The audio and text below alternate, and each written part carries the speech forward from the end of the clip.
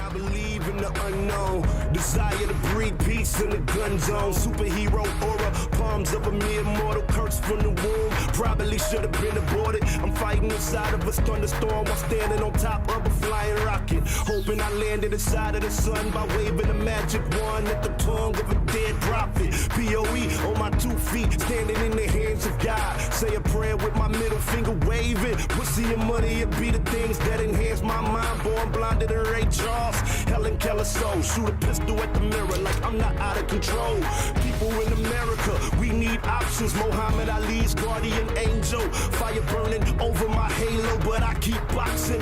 Rap about dumb shit, niggas might feel me. Rap about real shit, maybe they'll kill me. Aliens arrived, the planet was full of black, so it's not coincidental, my people under attack.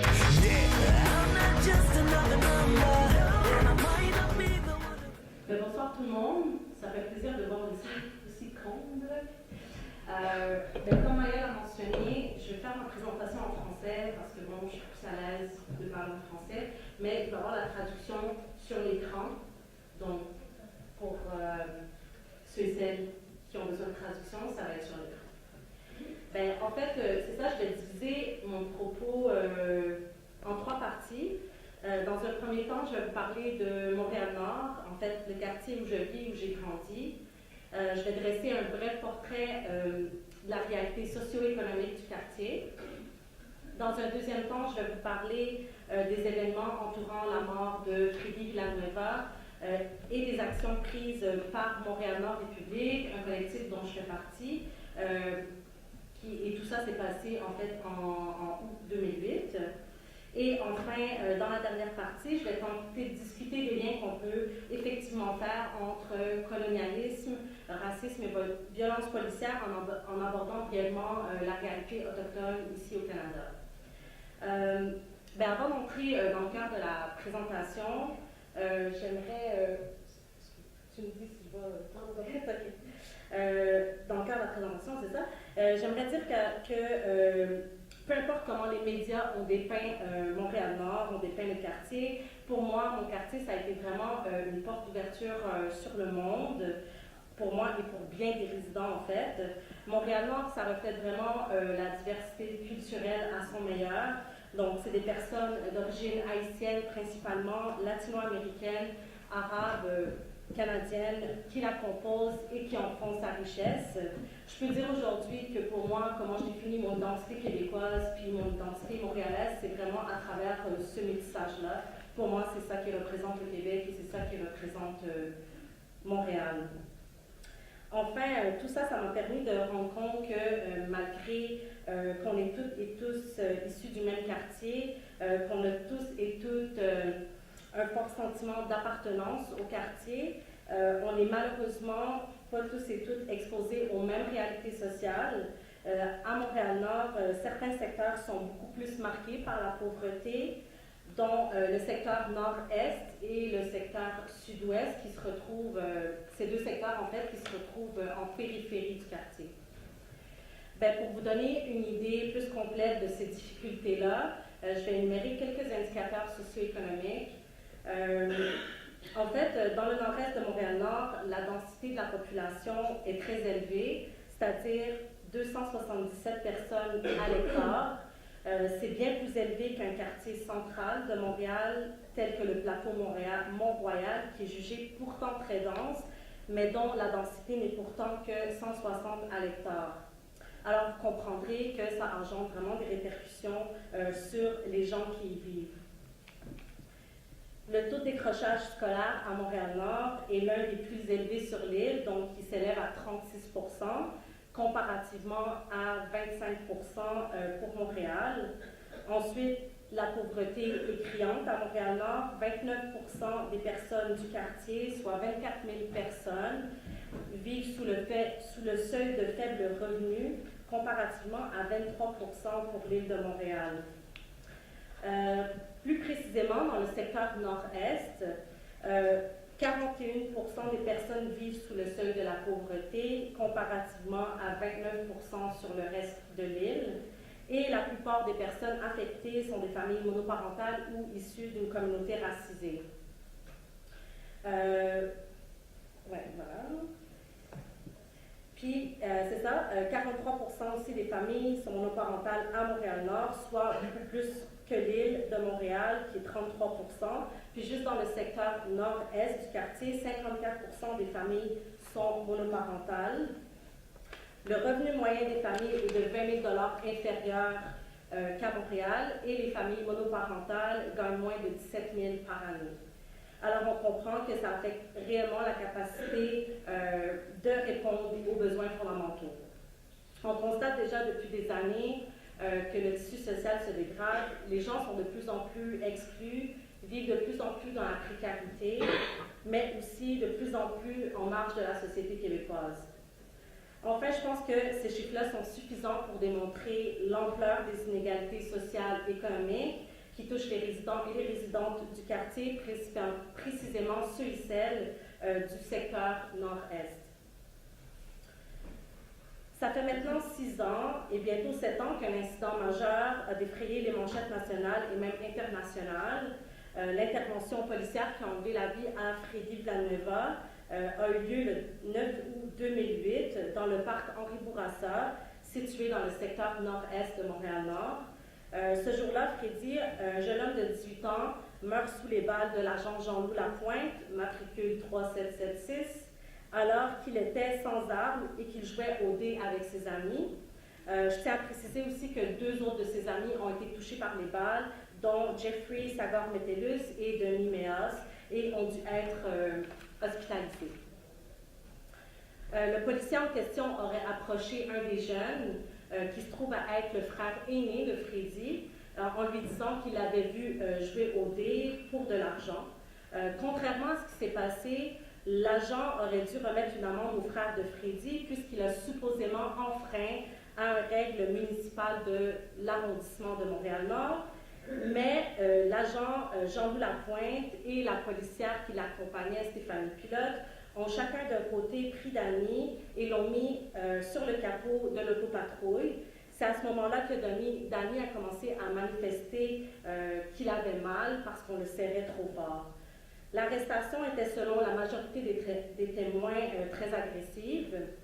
Les jeunes regardaient l'intervention qui commençait à mal tourner et c'est à ce moment-là que Fredy et 2 autres de ses amis se sont approchés de la scène afin de demander aux agents qu'est-ce qui se passait et pourquoi ils étaient en train d'arrêter son frère.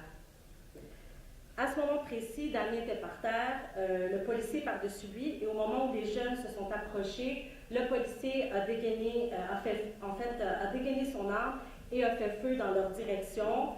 Résultat, Fredy meurt peu de temps après et 2 autres jeunes sont blessés. En fait, c'est vraiment trop bref comme description parce que il y a eu une enquête publique en fait suite à la mort de Fredy, puis il y a beaucoup de détails qui sont ressortis. Mais faute de temps, là, je ne pourrais pas vraiment rentrer dans les détails, mais je pense qu'on va avoir quand même la chance d'en discuter durant la période de questions. En fait, la mort de Fredy a permis qu'on puisse parler davantage de profilage racial, même si les conclusions de l'enquête publique déterminent que la cause n'est pas fondée sur le profilage racial, on croit fortement que c'est l'un des facteurs principaux. Par ailleurs, plusieurs rapports du SPVM, du service de police de la Ville de Montréal, démontrent clairement que le profilage racial fait partie des pratiques courantes des policiers et policières. En 2010, la presse avait mis la main sur un rapport interne du service de police de la Ville de Montréal. Le rapport de Mathieu Charret, criminologue de la section recherche et planification du SPVM, montre que depuis 2001, la fréquence des contrôles d'identité effectués par le SPVM a augmenté de manière significative à Montréal-Nord, soit de 126%. Cette hausse touche principalement les communautés racisées, noires, hispaniques, arabes, asiatiques. Parmi celles-ci, les personnes noires sont les plus visées par cette augmentation. La proportion des jeunes hommes noirs soumis à un contrôle d'identité en 2006 et 2007 atteint 30% à 40%, alors qu'elle est de 5 à 6% pour les Montréalais qui ne font pas partie de communautés racisées. Durant cette période, les personnes noires ne composaient que 7% de la population de Montréal, mais ils représentaient tout de même 30% des interpellations. Les statistiques démontrent que cette augmentation des contrôles d'identité est en grande partie attribuable au profilage racial exercé par le SPVM. Donc, 40% des personnes noires interpellées ne sont pas reliées aux gangs de rue, n'ont pas d'antécédents d'arrestation récente et leur interpellation ne mène ni à une arrestation ni à un constat d'infraction.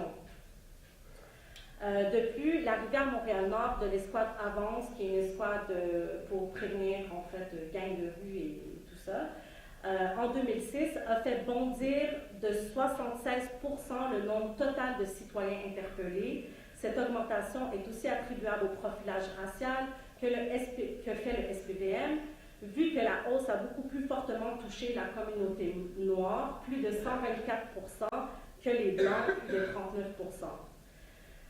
Le rapport Charret a été rejeté par le SPVM pour supposément des erreurs méthodologiques.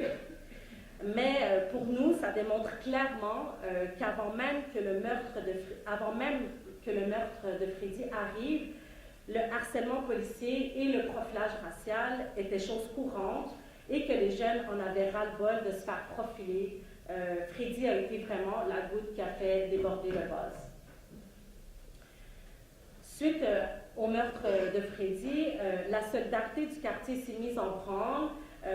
Dès le lendemain, les gens sortaient spontanément dans la rue pour manifester leur colère devant ce meurtre. Heureusement, le bouche à oreille a fait son œuvre puis a vaincu l'aversion policière colportée par les grands médias, parce qu'on se rappelle, tout ce qu'on entendait à ce moment-là, c'était des choses complètement fausses, du genre entouré par une vingtaine de jeunes hostiles, un policier n'a eu d'autre choix que de dégainer son arme. Plus la journée avançait, plus la tension montait, puis en soirée, la manifestation vire à la révolte et dure une bonne partie de la nuit.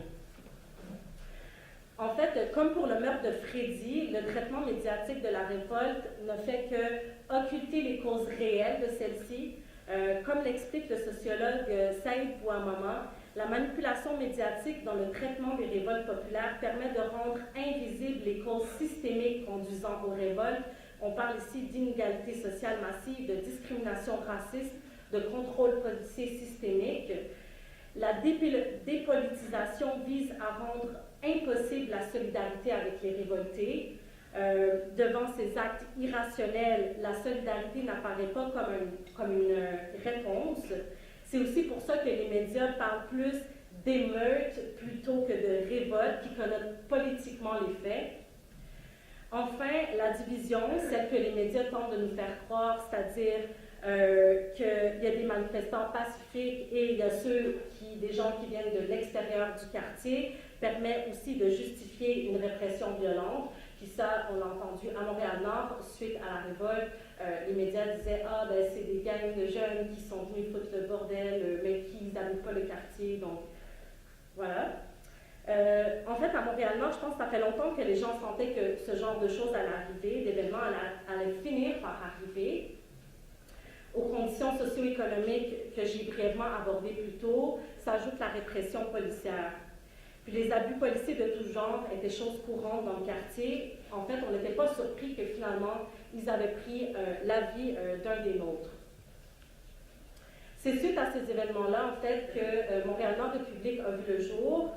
On s'est toutes et tous greffés d'une manière différente l'un à l'autre. Pour ma part, j'étais juste super révoltée de voir ce qui venait d'arriver. Pour moi, il fallait agir maintenant.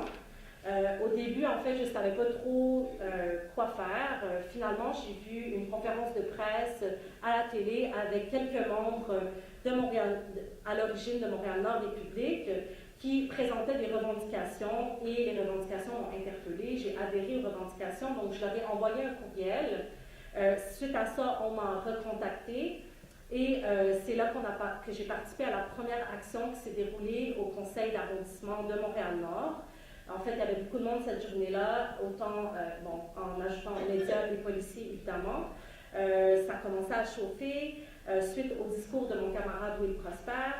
Et c'est alors que j'ai déposé les 5 revendications du collectif. En fait, la première revendication consistait à demander la démission du maire Marcel Parent, qui avait dit publiquement aux médias qu'il n'y avait pas de problème à Montréal-Nord qui n'avait jamais rien vu venir. Alors pour nous, ce maire-là était juste complètement déconnecté de sa population. Et aussi, cette revendication-là visait principalement le petit groupe qui était au pouvoir depuis plus de 50 ans. En deuxième lieu, en fait, on a demandé une enquête publique et indépendante sur la mort de Fredy Villanueva. En fait, on a été un peu les premiers à formuler cette demande-là. Ceci étant dit, je pense que sans la pression populaire et sans la révolte qui s'est passée, cette enquête publique-là n'aurait probablement jamais eu lieu. Je tiens quand même à mentionner que l'enquête qui a eu lieu était loin d'être parfaite, bien au contraire. La troisième revendication, c'était la fin des pratiques abusives, évidemment, l'intimidation, le profilage racial, social, l'harcèlement, l'interpellation abusive, etc.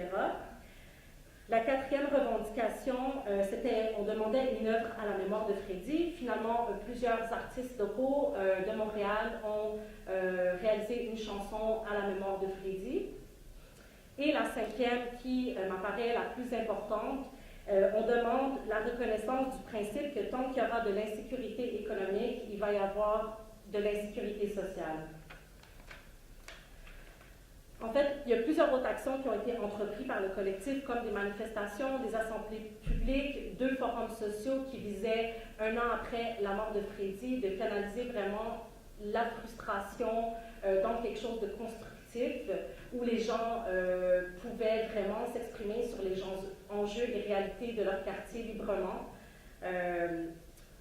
Et voilà. Et pour le dernier point, en fait, il y a un autre aspect que Montréal-Nord Républik a porté au centre de son discours et qui m'apparaît important, c'est la critique de certains organismes communautaires. Ces revendications-là ont vu le jour, en fait, parce que Montréal-Nord Républik a fait ce que le secteur communautaire devrait faire. Le secteur communautaire devrait porter la parole de la population plutôt que de faire ce qu'on voit à Montréal-Nord depuis maintenant trop longtemps, c'est-à-dire d'être un outil de contrôle sur la population. En fait, la logique des subventions a été comme un analgésique sur les organismes communautaires. Ils se taisent trop pour ne pas perdre leurs subventions. Et plutôt que d'aider à changer le système en le critiquant, ils deviennent une partie de cette machine défectueuse. Plutôt que de donner des instruments pour que les jeunes développent un sens critique et s'organisent comme une force collective et constructive, ils ne font que véhiculer les mêmes discours bidons que l'administration qui les finance. C'est contraire en fait à leur mission de base qui voulait que ces organisations très démocratiques, c'est-à-dire contrôlées par la population et agissant pour la population, de bas en haut et non pas de haut en bas comme présentement, ils sont devenus serviles parce qu'ils ont les mains liées et qu'ils doivent se taire s'ils ne veulent pas perdre leurs subventions. En plus, à Montréal-Nord, le communautaire travaille de concert avec la police. Donc, au lieu de soulever les vrais problèmes, ils ont plutôt tenté de calmer le jeu. Puis, c'est ça, finalement, on se pose, c'est comment voulez-vous que le communautaire fasse les vraies critiques quand ils sont liés non seulement à la police, mais aussi à l'élite locale. Bien évidemment, on ne peut pas nécessairement généraliser parce qu'il y avait et il y a encore des personnes qui œuvrent dans le communautaire pour les bonnes raisons. Ceci étant dit, pour Montréal-Nord Républik, cette critique-là était indispensable parce qu'il ne s'agissait plus seulement de violences policières ou de la mort d'un de nos jeunes, mais aussi de profilage racial, social, d'exclusion sociale, de conditions économiques précaires. Enfin, c'est toutes ces conditions-là qui permettent cette violence-là. Enfin, comme l'explique encore une fois le sociologue Bouamama, s'il y a bien sûr des spécificités états-uniennes, celles-ci touchent plus la dimension quantitative que la dimension qualitative. Quand il dit quantitative, il parle de l'ampleur des ghettos, la ségrégation, ampleur de la militarisation de l'armement. Donc c'est ça, ça touche plus la dimension quantitative que la dimension qualitative, c'est-à-dire celle des causes réelles. Donc les révoltes populaires, que ce soit en France, en Belgique ou aux États-Unis ou ici même à Montréal, pour ce qui s'est passé en 2008, relèvent des inégalités sociales et des discriminations racistes insoutenables, un harcèlement policier fréquent et une militarisation de la police. En fait, bon, je suis déjà rendue à la conclusion, mon Dieu. J'aimerais finir, c'est ça, avec vraiment une brève réflexion sur la réalité autochtone ici au Canada, leur rapport avec la police, ainsi que l'impact du profilage racial sur ces communautés. Je ne suis pas vraiment experte dans ce domaine, mais quand même, je pense que c'est fondamental d'en parler. Puis je pense qu'on peut tous et toutes avoir une idée là-dessus, considérant le passé et présent colonial du Canada. Je me suis appuyée en fait sur un rapport réalisé par la Commission ontarienne des droits de la personne. J'ai retenu 2 points. Le premier point, en fait, c'est qu'il y a plusieurs membres des Premières Nations, des communautés métisses et inuites, dénoncent l'idée de constituer simplement un groupe minoritaire ou un groupe ethnique parmi d'autres. Plus précisément, l'emploi de ces termes ne convient pas et ne traduit pas vraiment ce que c'est être autochtone au Canada. Donc, ces appellations viennent non seulement occulter le fait que les Autochtones sont ici depuis des temps immémoriaux, mais aussi ça permet de passer sous silence les 500 ans et plus de colonisation. Et on ne peut pas réfléchir les communautés racisées par rapport au profilage racial et les communautés autochtones en rapport avec le profilage racial. Je pense que c'est 2 réflexions qui doivent se faire distinctement. Et en ce qui concerne, c'est ça, le deuxième point, l'expérience du profilage racial, elle se différencie à plusieurs niveaux que celle que vivent les communautés racisées. L'Amérique du Nord est le lieu d'origine des Autochtones qui n'ont pas connu d'autres patries. Donc, un grand nombre de problèmes que les Autochtones doivent affronter découlent de plusieurs siècles de colonialisme, dont les retombées sont en grande partie toujours sensibles. En conséquence, l'impact du profilage racial vient renforcer chez eux les entraves à une pleine participation sociale et à ses bienfaits au Canada. En fait, pour comprendre, je pense, les pratiques discriminatoires à l'égard des communautés autochtones ou des communautés racisées, il faut absolument retourner dans le passé du Canada. On peut donner brièvement comme exemple la loi sur les Indiens promulguée en 1876, les lois adoptées pour restreindre l'immigration chinoise, la traite des esclaves africains qui débute en 1628 jusqu'au début 1800, sans oublier que le Canada aussi a vécu, en tout cas, il y avait la ségrégation et la discrimination raciale font aussi partie de l'histoire du Canada. Et on pourrait même ajouter maintenant la montée de l'islamophobie ici même au Québec. Enfin, on peut voir que ces mêmes communautés, qui soient autochtones ou les communautés racisées, qui ont été victimes de discrimination raciale dans le passé, continuent d'occuper encore aujourd'hui les positions inférieures, que ce soit socialement, politiquement, économiquement, culturellement. L'héritage colonial et l'héritage du racisme ont profondément marqué les structures du système. C'est pour cette raison que cet héritage-là doit absolument être reconnu, et précisément lorsqu'il s'agit de discrimination institutionnelle et ou systématique. Enfin, pour terminer, je pense que c'est là qu'on peut, c'est pourquoi qu'on peut dire en fait que la violence policière, qu'elle soit psychologique ou physique, que ce soit envers les communautés autochtones ou vers les communautés racisées, c'est carrément un des héritages de ce passé colonial du Canada. Voilà. Merci.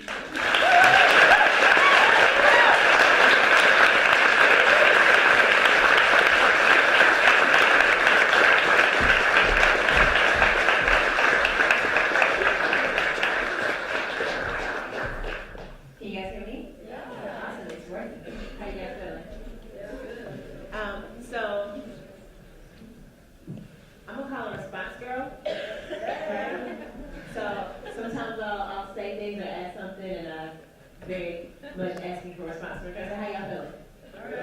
Awesome. So I have some notes here because if I don't have notes, you'll see me using these, but also going off on tangents often. Maybe I'll look up, I'll choose not to code switch, I'll talk to you guys after the coffee shop. Is that cool? Awesome. So let's do some real quick. You guys standing with me? You standing with me? Awesome. All right. Let's do an illustration here. All right, let's see which way is north. I think, south. South is that way. All right, so everyone, let's stretch your arms to south, down to Ferguson, to Mexico, South America. Getting good. All right. Up. All right, let's go west, which is my direction. This way. Over to LA. We just lost our brother Africa to police violence. All right. Let's go the opposite way over to Palestine. Yeah. All right, we have a seat.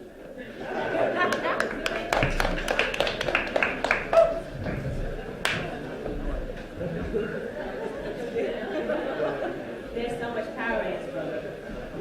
Thank you. Thank you, sis, for your work. Thank you to the organizers for putting this amazing event together. Thank you, Rosemary, for extending your home. I hope to have a quarter of your fire and just resilience and dopeness. I also want to open us up and ground ourselves in presence. So we're going to do something. I'm going to count to 3. You're going to say your name. All right? I'm going to count to 3 again. You're going to say the name of a person who brings you to the space. It could be a hero, a lost loved one, someone who is a victim of state violence in all of its many forms, right? Poverty, state, police violence. And then on the count of 3, you're going to say present.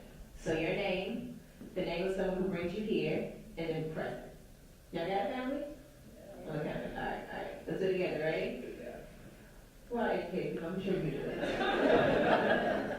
Because I see some confused faces.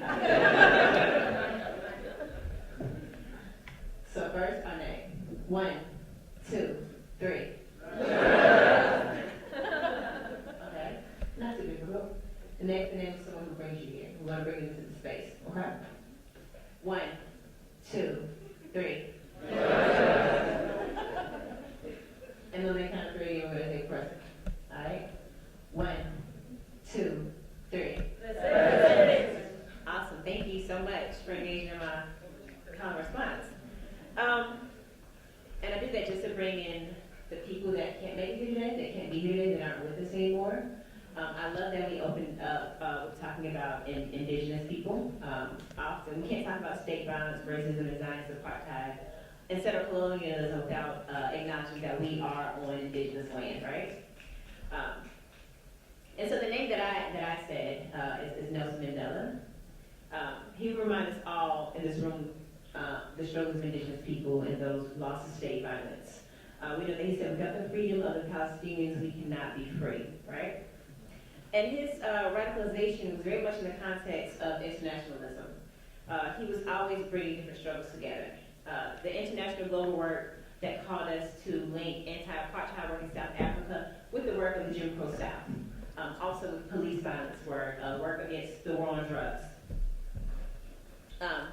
Now, some decades later, we continue to struggle, build together, and learn from each other.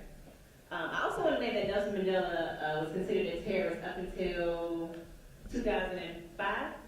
Sound about right? And we know that this is a common tactic of the state to suppress dissension by wielding this political label on those who push back on state-sanctioned violence. So I'm not going to just talk about police brutality. I'm going to kind of zoom out, talk about different forms of state violence. And also, as a Black woman, bring my lens into the space as a Black feminist woman. So here we are in 2015, and the urgency of now is very real. And we're understanding that our liberation is tied together. A quick note about some of my background that wasn't mentioned in that I need to change my bio, the very boring sentence of bio. I grew up in rural North Carolina, where we have Walmart, and that's kind of it. Walmart and cows, right? Not very much to do. And I so appreciate hearing the story of Fredy because it reminds me of my own story, the story of my brothers and my family. So one day, when I came home from my job working as a Pizza Hut waitress, when I was like 16 or 17, I would come home every day, had the same routine, but we were raised by my grandfather. I would come home, give him his medicine, go outside, check on my brothers. I had an older one and a younger one, who were often outside on the stoop. It was kind of a place on the block that everybody came and gathered around. Sometimes they played music, smoke, drink, whatever, that age group did then. But very much non-violent space, just kind of kicking it and listening to music. So one day I came home, and my brothers were outside on the stoop with some cousins and some friends from the block, doing what they do. Listening to music, maybe a little loud, maybe a little rowdy. And a police officer came around. And he said that, we have some calls about complaints of noise. I said, okay, well, we'll quiet down and we'll get on our property. At some point, some words were exchanged, and it got into a heated argument back and forth with the cops, with my brothers and my cousins. And at some point, the cop walked over to my brother and slammed him on the ground, to which my younger brother started crying. My younger brother this time was 14, 15, to which another officer said, "Do you need to be pacified, nigga?" And my cousin, feeling enraged and angry, goes over to the police officer, push him off my brother. The officer pulls a gun and shoots my cousin twice in the chest. And he dies in front of myself and my two brothers that day. And which brought me into this work of police accountability. Now again, I come from a rural area where we don't have terms like patriarchy, colonialism, or these organizing terms that I would later learn in more formal spaces, right? I just know I was angry and upset and I wanted to do something. So years later, I would go to school in Greensboro, North Carolina A&T State University, and I would find this work called police accountability. And I was like, you mean I could fight this? That I have a voice in what happens? You mean it's not just a part of my cultural fabric? That police come in my community and shoot black and brown people, and they don't answer to it? So fast forward years later, I did some work in Ferguson. Now, how many of you heard about Ferguson first on Twitter? Some hands. Or Facebook, or any mode of social media that wasn't, okay, great, awesome. Which is also how I found out about it, right? Seeing the picture of that young man in the streets for 4.5 hours. And so I mentioned social media and Twitter because when I was down there, I was at this Quick Trip, and that's the place on Florissant that was kind of burned down. It was kind of like one of the epicenters, the place that was first kind of hit. And it was really beautiful what the people around the community did to that space in the interim. They kind of reclaimed it and recreated it, like they imagined it as a church. There was a place to do art there. So they had their graffiti. There was a drum circle, some cyphers of rapping. They kind of like reclaimed this as a space of kind of calling people together, and this is where we're going to organize and talk and love each other and celebrate, even in the midst of being tear gassed and shot at with rubber bullets, right? And then one day, there was a brother there, and he had a Palestinian flag. And he was just waving it around, and he like tied it around like a cape, and he would walk around and he would wave it some more. And understanding what Palestinian liberation work is and having been engaged in it, I was really interested to know, like, okay, well, what's this about? So I walked over to him and I was like, yo, brother, you know, I see you have a Palestinian flag. Why do you bring that here? Why is that important to you? And he says to me, well, I don't know. These are people on Twitter telling me how to survive tear gas, so I got that flag.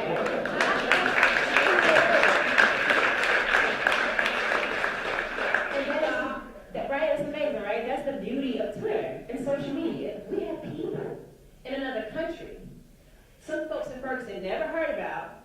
They know nothing about Israeli apartheid. But they're like, these are the people tweeting us and telling us how to survive this occupation right now. About the police force. I remember getting tear gas twice in Ferguson while out doing tear gas relief and some organizing work. And some sisters from Palestine saying, sis, walk with the wind, not against it. Use milk with magnesium instead of water. And we quite literally took these suggestions back into our trainings. And we said, guys, they said that we should use water, we should use milk with magnesium or milk. It's better, right? And we began to organize some of that information out to the community in Ferguson. Like, this is how you deal with the tear gas.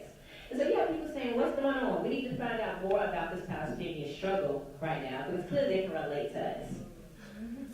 And I also want to mention that Ferguson is where I first met in person, just amazing, dope, brilliant, thoughtful, handsome fellow to my right. And I've known Ahmad's work, and I've been a fan of his work for quite some time via Twitter again. But that was our first time meeting in person, right? And so just thinking about, sis, how you mentioned, the police having one narrative, but word of mouth being able to spread a different narrative. That's what social media was able to do for the people of Ferguson, right? You didn't need a Reverend such and such, and I'm just going to say Reverend such and such, to come in, some of y'all shady, to come in and be a spokesperson for people when they could quite literally go onto Twitter or Tumblr or Vine and talk about their own experience, right? They're like, we're going to specialize in our own oppression and tell you guys what's going on right now. You don't have to go to CNN, who's there a day late, $1 short. We're going to tell you what's going on. It also was an incredible tool of accountability, because you have the chief of police who would come out and say, everything was calm last night, guys. We didn't shoot any tear gas. And we'd be like, well, we had this bomb video last night of you quite literally throwing tear gas into neighborhoods, right? And when I say that, I mean they were literally throwing tear gas into neighborhoods, not protest zones, not rallies. I was out with 5 people one night just checking, making sure people were in for the curfew that was placed at one point when the National Guard came in. And they were just barely down the block, throwing tear gas into neighborhoods that were quiet. There was nothing going on. And people with me said, I thought I was going to die tonight. Because they started shooting at us over point. We think they were rubber bullets, we can hope. And they said, I don't feel like I'm in my own country right now, right? So immediately, like, the idea of trying to understand occupation in all different forms, especially when we learned that St. Louis Police Department is trained by Israeli security forces, right? Also in New York, where I live now. So when my hit, yes, was like, yo, sis, you down for this trip? I was like, of course, I'm down for this trip, let's go. And so then comes the most powerful, heartbreaking, necessary, urgent trip probably of my life. And I thank you so much for inviting me on that trip this past January to Palestine. And I know Ahmad's going to talk more about that, so I'll just touch briefly on some things I noticed. It was interesting, Jerusalem, this very polished version that we got as tourists of seeing Jerusalem, and like, we're progressive, and you know, we have so much to offer. And they go to East Jerusalem and see neighborhoods that have been settled. I met a brother named Muhammad who was moved out of his house for an Israeli settler. He was living in the back of his house while the settler was living in the front of his house, right? So could you imagine walking by and seeing the person who evicted you from your home every day? A sister from the delegation mentioned that this brought up feelings and memories of her being evicted out of home in Chicago, gentrification, urban colonization is what I call it. But the idea of seeing though the person who is responsible for your displacement every day is another kind of violence, right? An extreme sort of violence, right? A pathological violent sort of colonization. And so we need to name that. But also say like plush and vibrant settlements in some neighborhoods are right next to Palestinian neighborhoods without water. Watchtowers, IDF soldiers running around, quite unapologetically with assault weapons in the same areas where children were out playing. And probably the heaviest, the mosque in Hebron, where 29 worshippers were gunned down a few years ago by an American Israeli settler during a call of prayer. Now some of this was familiar just because I was thinking about how in New York sometimes the sirens going at all times to create this urgency. And we learned that that was a tactic they picked up from IDF. And I want to name, because I think it's important, even as a black queer woman, and being quite marginalized in several different ways in America, that being in Palestine, I of course have American privilege with my passport. So there were areas that I could walk down and see that my brother to my right couldn't, just by virtue of having an American passport. Even getting to the airport wasn't too bad for me. I don't know if you guys saw the pictures, I had long braids when I was in Palestine. And I just put on my little southern accent when going to the clerk coming into Tel Aviv. And I swung my braids across my back and aloofly said, like, I'm here to see baby Jesus, you know.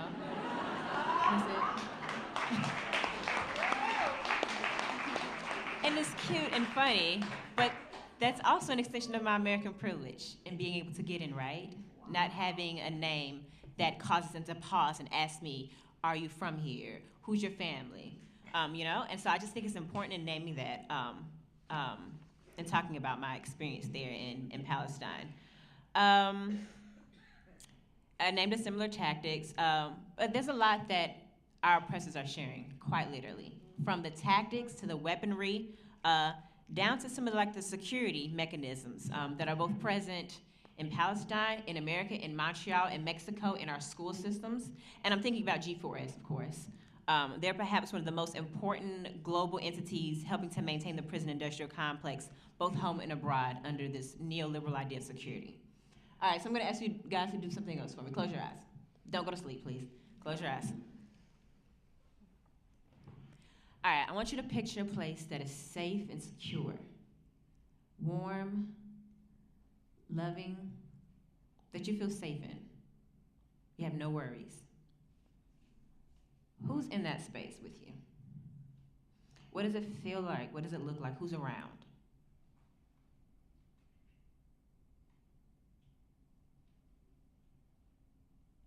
Open your eyes.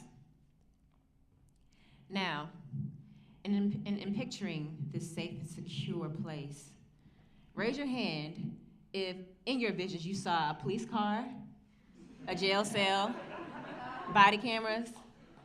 I want you to raise your hand because I need to talk to you afterwards. No one. And yet, this is the idea that we have of safety and security, right? When our oppressors tell us what it is. They say safety and security is more police. Safety and security is this checkpoint in Ramallah. Safety and security is these borders along Mexico. For who? Amen, sister. For who? Safety for who? So what does safe and secure mean? We have to engage and imagine this for ourselves. And I want to say what G4S's website says in their, I think, vision or mission or something or another. G4S says, we're helping people operate in secure environments for more than 100 years.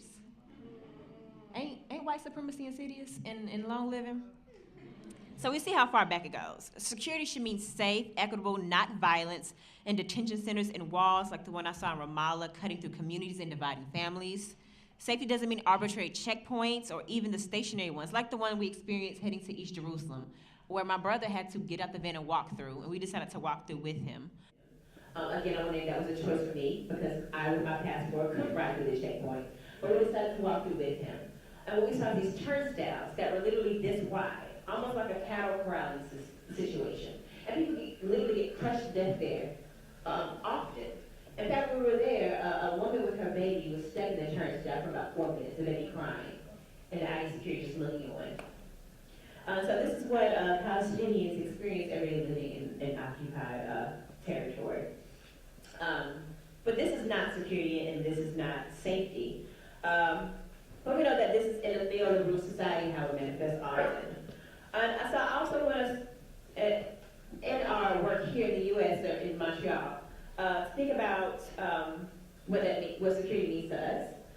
I'm often skeptical, and I push back sometimes with the idea of body cameras, right? Is this demand for justice, right? Because we know that that just means more security of Black and brown bodies.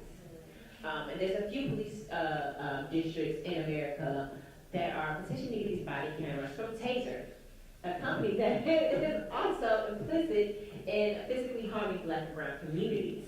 And so we must reimagine something completely different for ourselves and our children. It would probably be our greatest art project, y'all.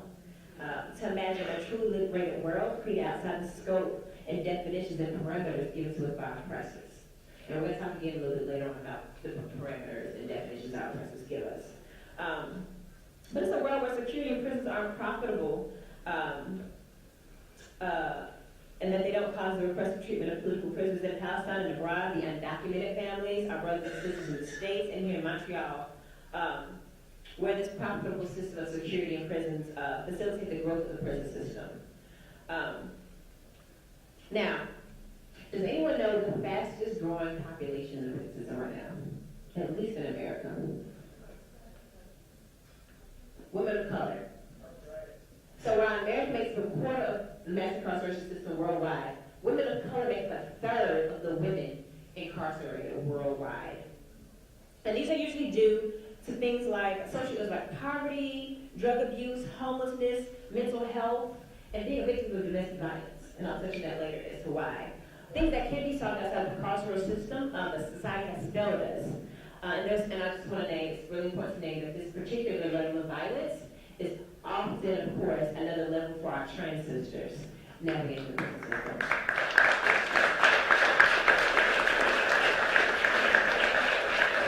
We know that trans women experience this in even more alarming rates, often charged with sex work, related charges simply for existing as a trans woman. And the prison itself is a gendering apparatus, often condemning women to male facilities where they experience gender and state violence. We're going to call it state-sanctioned gender violence, right? Now, let's step back a little bit. I want to step back and bring a little history into this space again. I just got back from Selma. In fact, I flew straight here from Montgomery, Alabama. I won't say the civil rights movement was birthed in Selma, but it definitely was baptized there.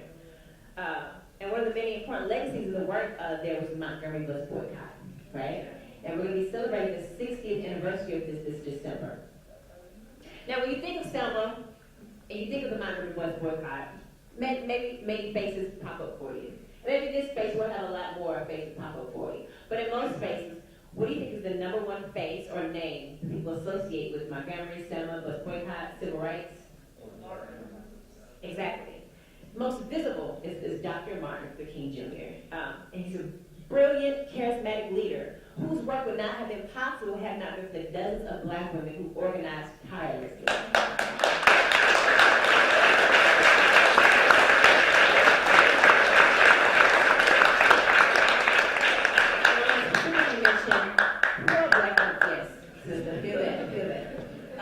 Poor black women, because it was the domestic workers, the seamsters, the single moms, the secretaries who committed to not taking the bus to work every day that made the boycott successful. There was also Professor Joey Robinson, who with the help of students printed 50,000 handbills at a time when we didn't have mass printing, and distributed them when she initially called for the first bus boycott, right? And of course, Claudette Colvin, who was one of the original black girls who actually committed to resisting giving up her seat that day. But because she was a teen mother, they didn't see her as an appropriate face for a movement at that time, right? Respectability politics. And so we can look then, and think about how that impacts our work today. And also, even Rosa Parks, who we know all about, she's often painted as just as tiresome as she just sat down that day, right? She was tired, she sat down. Often missing, she was an active member of the NAACP and a trained organizer at the Highland Folk School. And I think it's important to know. Maybe people think that was a spontaneous thing. What if it was spontaneous and random? How do we have that beautiful picture of her sitting there on the bus that day? That was organized. So, what does that history mean in the current struggle against racialized violence, police violence, and state violence? Not only must we get away from the charismatic male leader model, we must also get away from defining that way.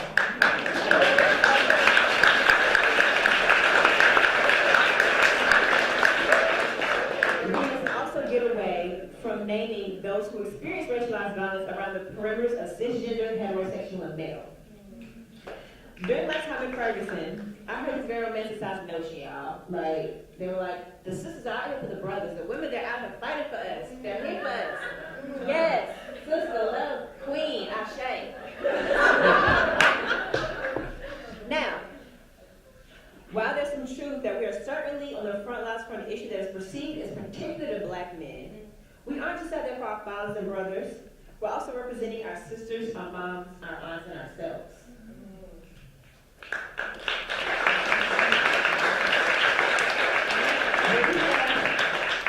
Scrolls and scrolls and scrolls and scrolls of black women, Miriam Carey, Aiyana Jones, gunned down. And yet all of our programming, all of our media, all of our response centers half the community as if the girls will be just fine. The girls are not just fine.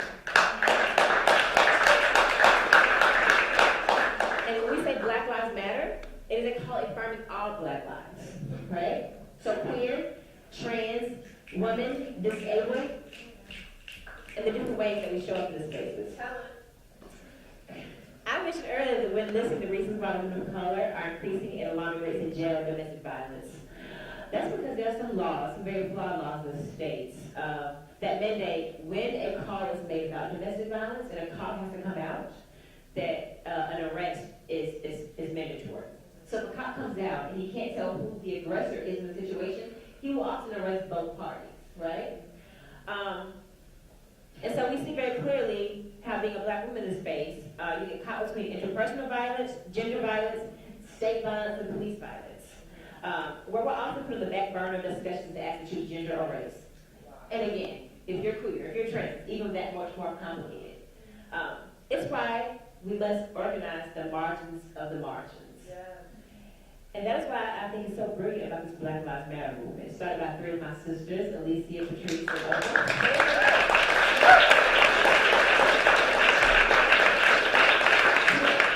Two who are queer, and one who is an immigrant and fights Now, while we make mistakes, of course, it is important that we grapple with this challenge. As much as we are good at identifying who is on our necks, and we're great at that. We can tell you who's stepping on our necks. We must also be able to identify who's next we're stepping on, right? That's really important. And so, we continue to broaden the scope of what we're talking about, to engage in a conversation about all the forms of state violence. We see other junctures, like being sexually harassed by cops, raped in prison, misgendered in sentencing and in death, and erased. And as a Black feminist, I also have to name police violence, work around police violence is also a reproductive rights issue. When we define reproductive rights as holistic definition, the right to not have a child, to have the child in a safe, healthy, and equitable environment, we know that with the current climate, that is not possible for all mothers or all parents, right? Now, one of the most profound discussions I had in Palestine, I think it was in Ramallah, with the BDS activists. There was a sister there who she was so dope. And someone said, I love the word dope, y'all, by the way. Someone asked her, in the face of extreme violence and all this oppression, how do you remain nonviolent? And her response was, why should I? The obsession with nonviolence as a label is new to me. Until a few years ago, we didn't even have a word for nonviolence. It was our resistance.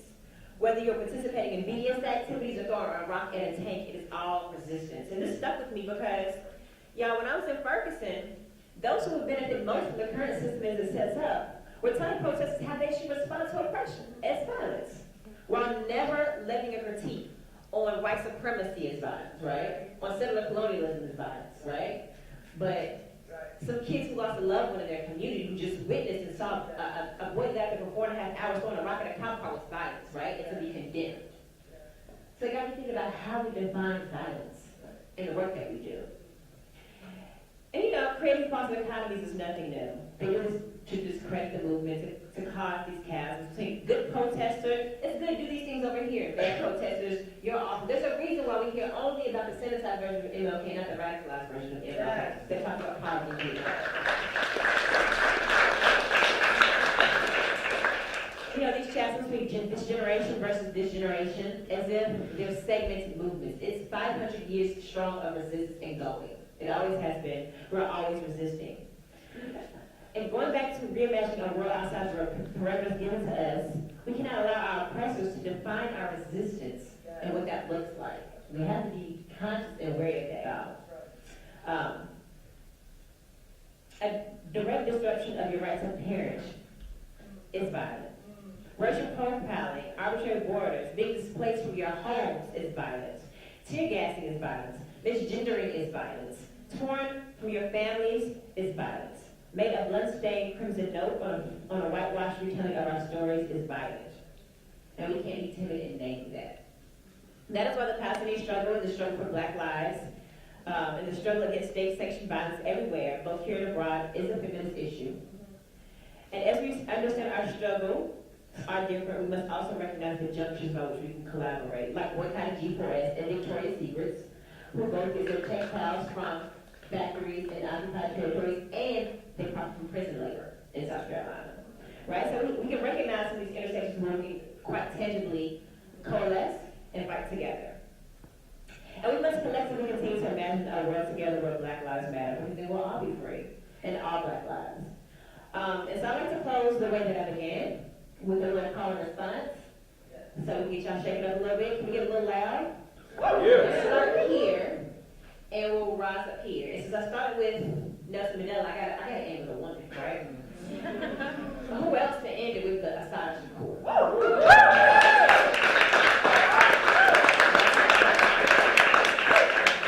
Now, this is something that we often end our gatherings with in the police accountability work in America, especially I think this is in Ferguson. And it's always one of my favorite. So we're going to start here. It's going to be a 3-part series. Call and response. You may know it already. And we're going to go here. All right, Emily? Yeah. Okay, be back this way because I get loud. Get quiet out here. So listen, because I'm going to start low. Is our duty to fight for our freedom? It is our duty to fight for our freedom. It is our duty to win. It is our duty to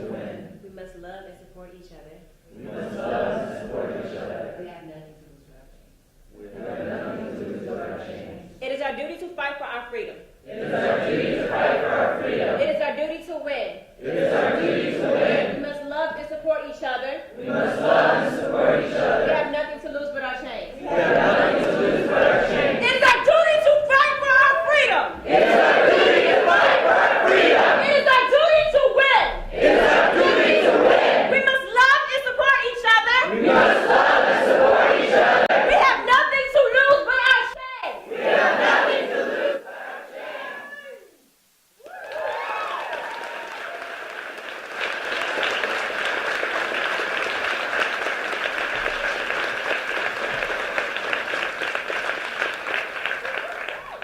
Thank you very much. So the hardest job for the evening obviously goes to me for having to follow these two. No pressure at all. No pressure. I really want to thank the organizers of the event and the hospitality that's been extended to us so far. This is a wonderful gathering, and also I want to uplift the two powerful sisters to my left. All the themes they were hitting on resonated with me, and so I want to applaud them and I want to thank them for their service. I think one thing that I thought was important is that each of the speakers shared somewhat of a personal story for what brought them to the work. And so for me as a Palestinian, I think like my experience growing up in between the occupied territories and South Florida and Florida, I think has to do a lot with why I'm here today. So I was born in East Jerusalem. At the age of 1, my parents decided, that it would be a much better opportunity for me to grow up abroad in the United States of America. And so I was very privileged as a Palestinian to have the ability to escape occupation. 95% of my family has never left the West Bank. I was born in East Jerusalem. My father's family is originally from Haifa. That's a town I've only seen twice in my life, and again, a place 95% of my family has never seen. So we came to the U.S. and I was sold. I was sold in the United States of America. I thought it was amazing. I thought it was perfect. I remember I like to tell people, we were talking about indigenous populations and respecting the history and their culture. I remember being 6 years old in elementary school in Florida and being dressed up as a Native American Indian while other kids were being dressed up as pilgrims. And we paraded around our school and I guess replayed the story of Thanksgiving, right? Because it was so peaceful. It was so wonderful what happened to those indigenous people. But this is the way the system, right, indoctrinates you, right? Because they defeat you mentally before they defeat you physically. So I remember being 6 years old and just figuring that everything's phenomenal. There's a McDonald's on every block. I used to do summer camp and skating rings, and my friends were black and Latino and white, and I was like, we're all just partying. And we're all bunch of 6 years old partying. But then at the age of 7, my parents decided really it was about time for me to understand my culture, where I'm really from, meet my family, and so there was my introduction to Palestine. And so at age 7, this was when I was allowed to fly into Ben Gurion Airport. Myself and my mother went to Ben Gurion, flew into Ben Gurion, and my father came to meet us. But before he met us, after we left the plane, we were escorted to the line for Palestinians. There's a separate line for Palestinians. And then we were taken to a back room where myself and my mother were strip searched. And so if you're 7 years old, you come from this place you think is beautiful and amazing, and now you come to this airport. I haven't even left the airport yet, and there are guns and military soldiers everywhere, and I'm being strip searched next to my mother and having our luggage ruffled through. Immediately, alarms went off on my head that something is not right here. We left Tel Aviv, which many refer to as the Miami of the Middle East, a city I'm also not allowed to enter. And we went to the West Bank, which is where my family has resettled since being ethnic group comes from Haifa. The disparities in lifestyle is, what you would see from gentrification here in the United States. We had roads that were not paved.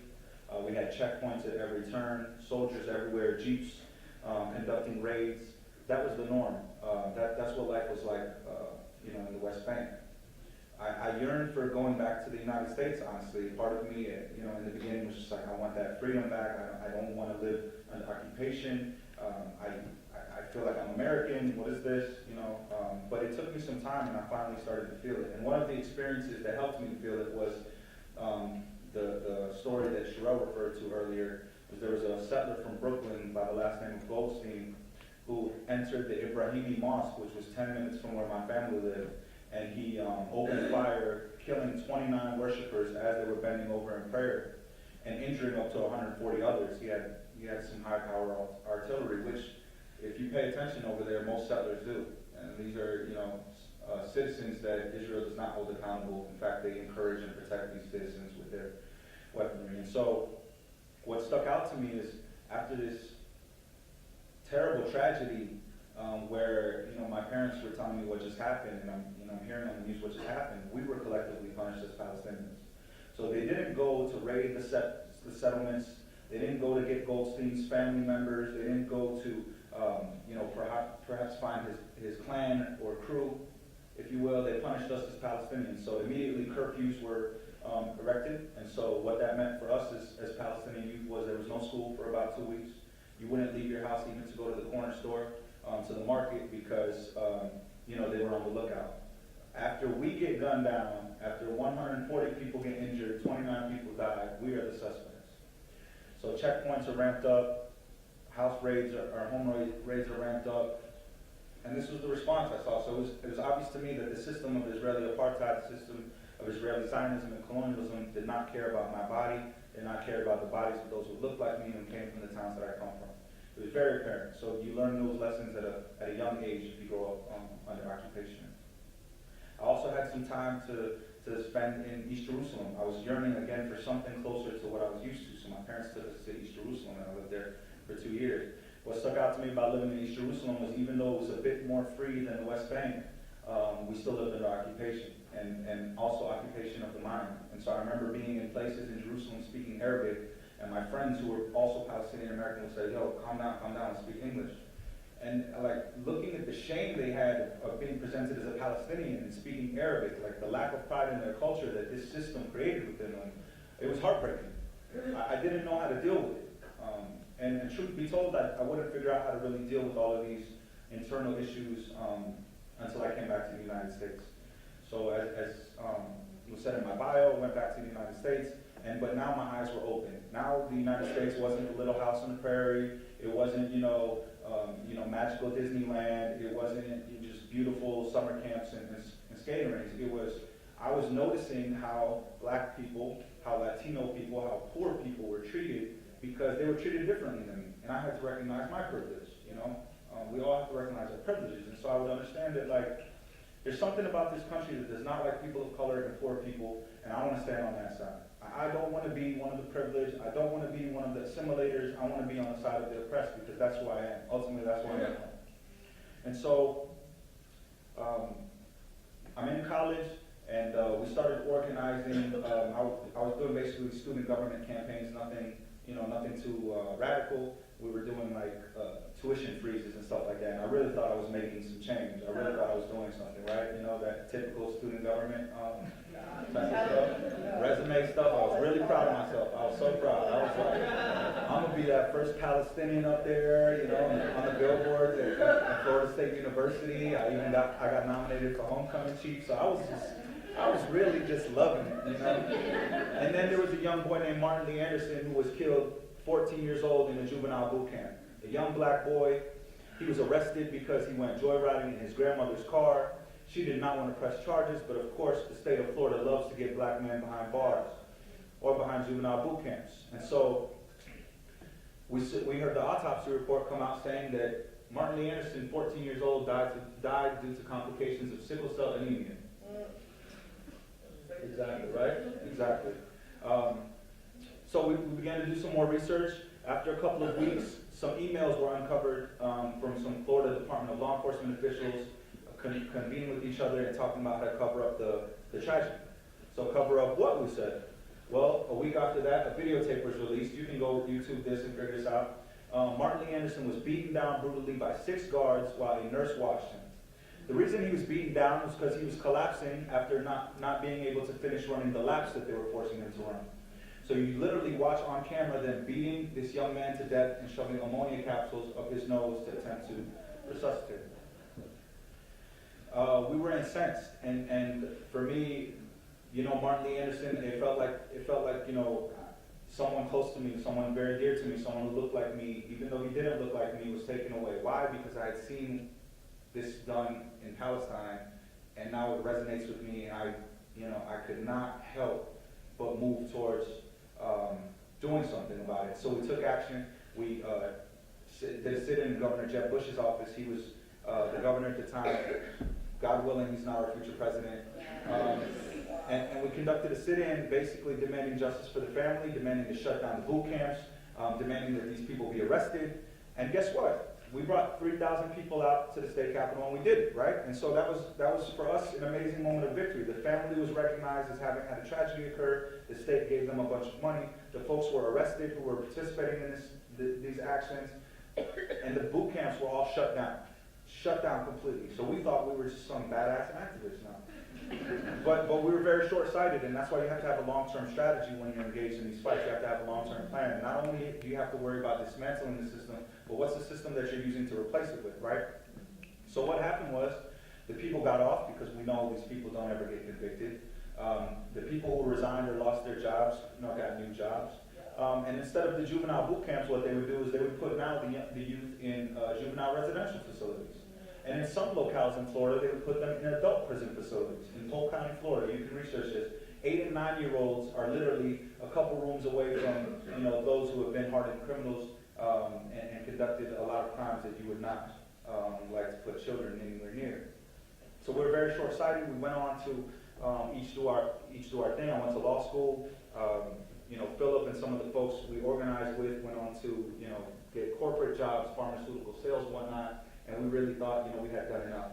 And then in February of 2012, I was in actually the Netherlands. I was in Amsterdam visiting my father, and through social media, which we've highlighted today, I found out about Trayvon Martin. And Trayvon Martin was that wake-up call we needed to call us back to the work. Because black and brown bodies were still not being valued. They're still being dehumanized. They're still being criminalized at every single turn. So here was this young boy walking from the store to his father's home in a safe and secure, gated neighborhood, right? And he didn't belong apparently. There was a man named Zimmerman who thought this kid didn't belong. An altercation ensues, and Trayvon Martin was lost. That's the reason we got called back to the work. We know that our youth, our communities weren't safe. They're not safe because people profit off of the dehumanization of our bodies.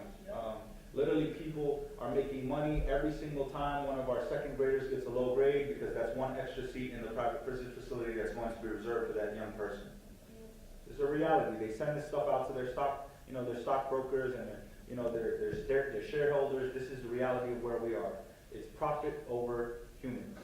It is capitalism in its fiercest form, which lets you know that your body does not mean anything unless someone can make a dollar off it, right?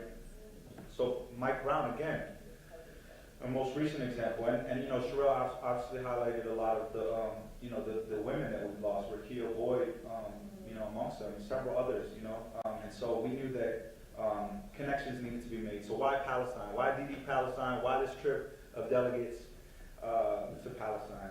For me as a Palestinian, I was so disgusted about the things we see over there and live through over there that I've always yearned for my friends to see it. I can never understand what it is to be a black man in America, right? But I see how they look at you. I see how they treat you. I see how Trayvon will get gunned down. I see how Martin Lee Anderson will never gain justice. I was like, something I just would love for you all to see my struggle and my people's struggle. And so that was part of it. But also Ferguson, right? Because remember what I talked about collective punishment earlier. So Ferguson lost Mike Brown, left his body in the street for 4.5 hours. The people needed healing, the people needed support, the people needed accountability and leadership from their elected officials and police. What did they get? They got tear gas, they got tanks rolling up on the streets, they got curfews, and they got checkpoints. So for me as a Palestinian, I was sitting there looking at Ferguson saying, is this the West Bank, or is this, the US of A, right? The global spreader of democracy and freedom and justice, right? All that crap we're talking.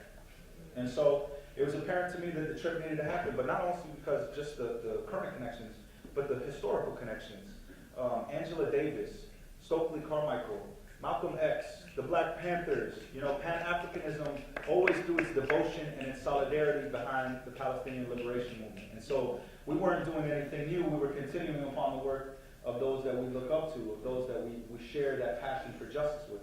So what was the experience like? For me, it was beautiful going home, but seeing it through the eyes of Cherrell Brown, of Philip Agnew, of Mark Lamont Hill, of Patrice Cullor, seeing it through the eyes of those in Ferguson and those who worked on Eric Garner's case, was amazing because I had lost the ability to see it for the first time.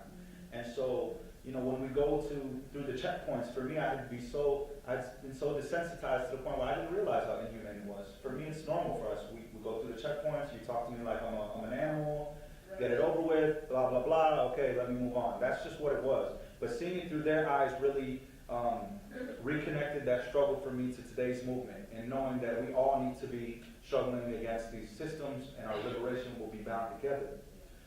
The brutality of the system stood out to folks, like the fact that we had to go through these cattle ranch type of turnstiles, and the fact that I couldn't walk through certain streets where others could walk through those streets. The fact that I actually had to apply for a temporary visiting permit to enter Jerusalem. So while everyone else had their American passport, I had a piece of paper that said I have a temporary work permit. Actually, that's why I was allowed there, because Palestinians do manual labor in Israel, so they thought perhaps here's this Palestinian American who wants to come back and sweep up some floors for us. So they welcomed me in. But also part of my permit highlighted that I had to leave by 10 p.m. every night. So every single night I was risking being brutally arrested or criminalized just because I'm sleeping in the city that I was born in with my friends. Wow. Again, witnessing what happened in Ferguson, witnessing what's happening in the police forces all across the United States, in Canada, in Mexico, and in other places, we know that we can't lay back. We have no time to relax. We have to bring the fight to them. We have to bring the resistance to them. I think what we're witnessing at this moment is a real moment of uprising. For Palestinians, we hold dear the term intifada to us, not for the negative connotations, but the fact that we were declaring unapologetically that we will resist, right? And that's what Ferguson was saying. That's what New York has been saying. That's what Oakland has been saying.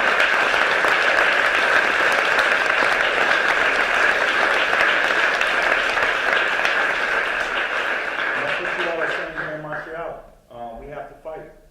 It is our duty to fight for our freedom. Assada's words ring so dear to all of us, and we know that Assada's fight isn't over as well with the new discussions with Cuba. I think we all need to be there in solidarity for our sister Assada and many political prisoners that have really stood up to the forefront of this beast, this monster that we're facing, and again declared unapologetically, we will resist. And so I think it's a moment right now where you're seeing Brazilians, Mexicans, Americans, Palestinians, Canadians, people in Europe, all united really because we have nothing better to do. We have this justice and freedom is not going to be delivered to our doorstep. We have to literally go and yank it from the oppressor's hand.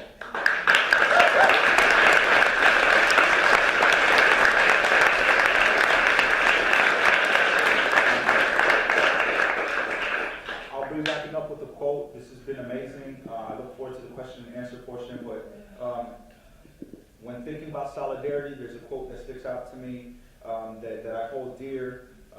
It was used in Australia and then also in the U.S. in the U.S. Students Against Sweatshops, and it is basically talking about solidarity. So here it goes. If you have come here to help me, you're wasting our time. But if you have come here because your liberation is bound up with mine, then let us work together.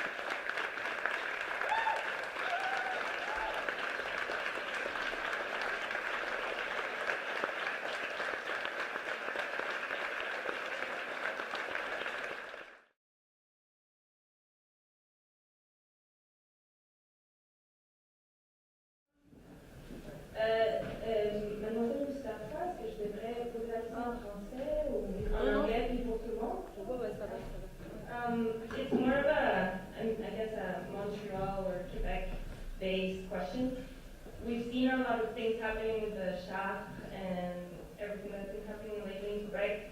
But not that long ago, French Canadians were considered, I guess, an oppressed people from the English. Whether everything they've gone through, the Quiet Revolution, things have changed, but it's almost as if like, I don't know, it's almost like one generation forgets or something, or do you think that it's almost like human nature to, once you get your power back, you just kind of forget everything and do it all over again to the next people?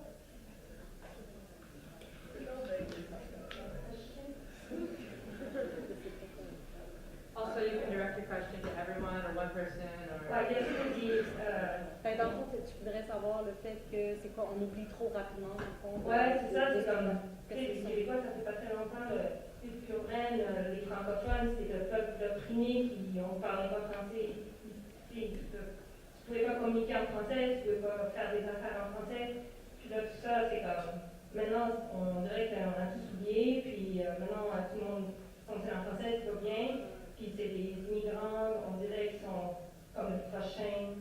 Je sais pas trop quoi répondre à ça, honnêtement. J'ai pas la formule magique, là.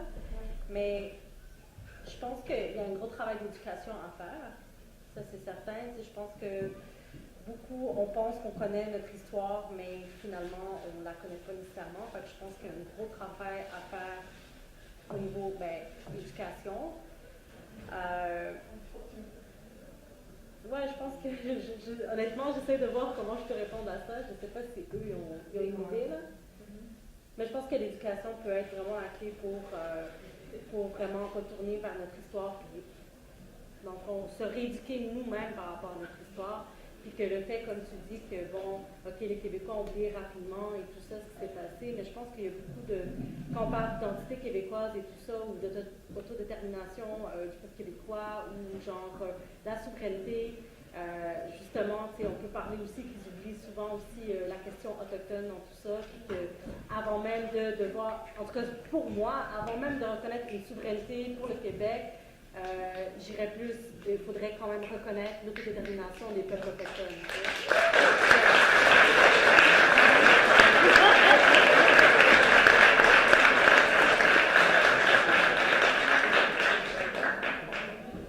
Je ne sais pas si les autres voudraient répondre. I wish I spoke French. Hi, we'll go back and forth. Yeah. I just want to thank all three of you for really, really amazing, inspiring.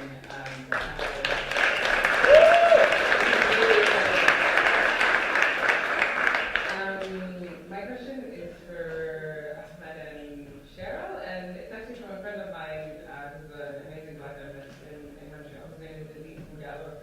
And who unfortunately could not be here, but wanted me to ask you if you met any black Palestinians while you were there and how that resonated. Thank you. Thank you for that question, and thank you for bringing your sisters to the space. I'm excited about this question because I realized I missed it, and then I thought about, wish I would have mentioned it, so I'm glad you brought it up. We did meet some black Palestinians, which is dope, right? Because one of the things that you hear with the propaganda pieces often, or at least what I heard, and coming back from Palestine, Zionists would say, why are you there for them? Black lives don't matter to them, right? And they pull these things, conflating Palestinians with Arab slavery. It's interesting, right? Especially with the sterilization of 300,000 Eritrean women that they call that. So yes, I met a black Palestinian brother in Jerusalem, and it was so dope. I walked over to him, the group did, and he had tears in his eyes, quite visibly. He's an older gentleman, and he just simply said, he's like, I'm Afro-Palestinian, you're African-American, you're here, home, you're home. And in talking to him, he was brilliant. He said, he started at one point to say, we thought Obama, and I just interrupted, I was like, we thought Obama too, brother. So.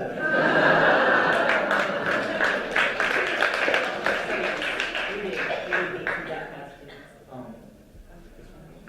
Yeah, I just want to add that the brother we met, his name is Ali Jeddah, and he had actually spent 17 years in an Israeli prison. And for being the organizer of the trip, to be honest, like that was the first day, but I knew the trip was a success at that moment because seeing Ali shed tears and seeing how he looked at basically, his people, that were detached because of years of colonialism and imperialism and all that, come back home and tell them, he's welcoming them home. It was like, it was the greatest gift of all time for me. And also, as being someone who fights for black liberation in the United States, like, I love my Afro-Palestinian community. Like, that's beautiful. Like, people should know that they're there and they resist as well. And they've been imprisoned and occupied as well. And they're at the forefront. They're marginalized because of anti-blackness, and that's an issue we have to discuss always.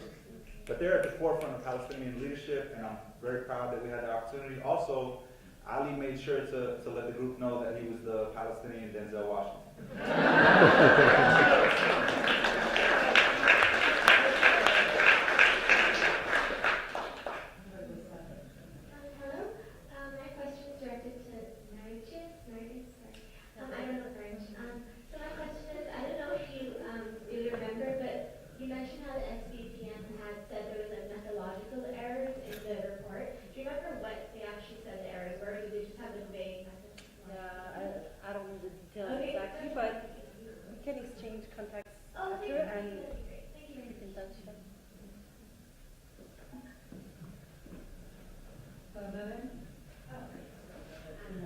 Thank you. I was really happy to be here and to hear all of you. My question is to Cherrell and Ahmed. Ahmed, you spoke about kind of having more of a long-term vision, some of the actions that had happened before. And I was wondering what came out of the Palestinian trip, and also what is happening with the Black Lives Matter movement. Like, what are some of the long-term visions, and how are people working towards that in different cities? And how then are they working with folks in Palestine? Thank you. Well, Cherrell touched on the BDS aspect of it, so we had a chance to sit down with Ahmad Nabil Abuznaid, who was one of the founders of BDS while we were in Ramallah. And, obviously, as we got into the discussion, G4S became a main component of the discussion. Why? Because we all are facing oppression from G4S, and at the same time, people are making billions of dollars off it. So I think, what's come out of that trip, as far as actions moving forward, is solidarity, relationship building, future delegations, because I think this one had such a warm, welcome reception from many people that we trust and value that we have to continue, but also BDS work related to G4S. Now, as far as Black Lives Matter, I don't feel comfortable speaking on what Black Lives Matter's future strategic plans are. I know Patrice, who was on the delegation with us, is an amazing leader, and Cherrell could probably maybe touch on a little bit of that, but I can touch on what Dream Defender's long-term plan is. So it was a little bit touched on in the bio, is that while we're working to reform these systems, that are in place right now, what does it look like to have police accountability, right? What does it look to have a community review board? Things like that are important, but what are we building on the side? So alternative institutions, alternate institutions. So my kid does not need to go to a school to be dressing up as a pilgrim in India, My kid doesn't need to learn about Black history for 28 days and forget about it for another 11 months, okay? My kid doesn't need to learn that the only African American contribution to the United States of America has happened in the last couple hundred years, or to the globe, right? Same with Palestine. I don't need people to just think that in 1948, peace was brought upon the world by this creation of this state, when it is in fact the opposite. So I think our own institutions, our own education systems. Also, we don't want police. We don't need police in our neighborhoods. We can police our own neighborhoods. We don't want prisons. We don't want prisons. We're slowly becoming prison abolitionists. The reality is 95% of the people that are locked up in our prisons don't deserve to be. And those 5% that deserve to be, we could figure out better ways to actually rehabilitate them, which is actually supposed to be the purpose of prisons, right? As opposed to creating a system where they're just going to be recidivized right back, and people's pockets are getting fatter, and we're losing contributing members of our society. So for us, as Dream Defenders, let's start the revolution.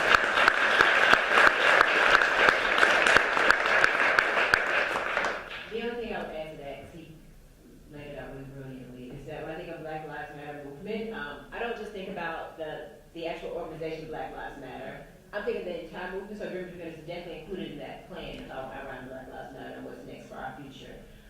Just want to echo what we received coming from Palestine was definitely the urgency of now, right? What does it mean to see in real time colonialism happening? Things that you thought were stacked in your history books, right?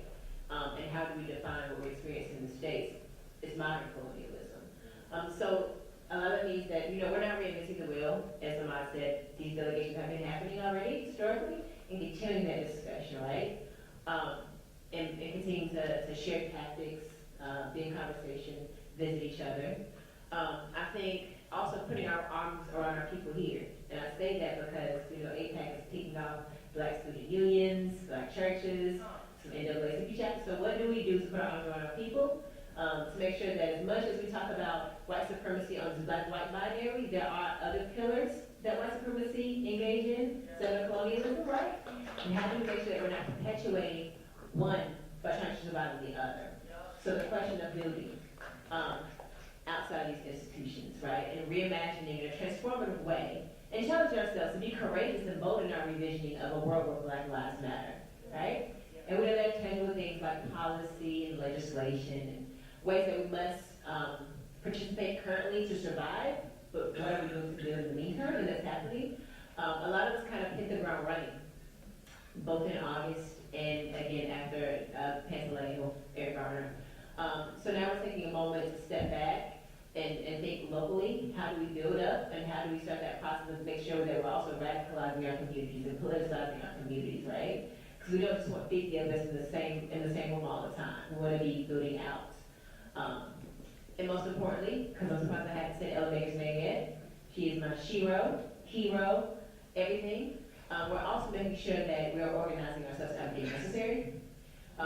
So what does it mean to go into communities and give them the tools that they need to make sure that we're not the ones that they need to call? We're not trying to be Al Sharpton's in 20 years. We're trying to give them the tools they need and then peace out, right?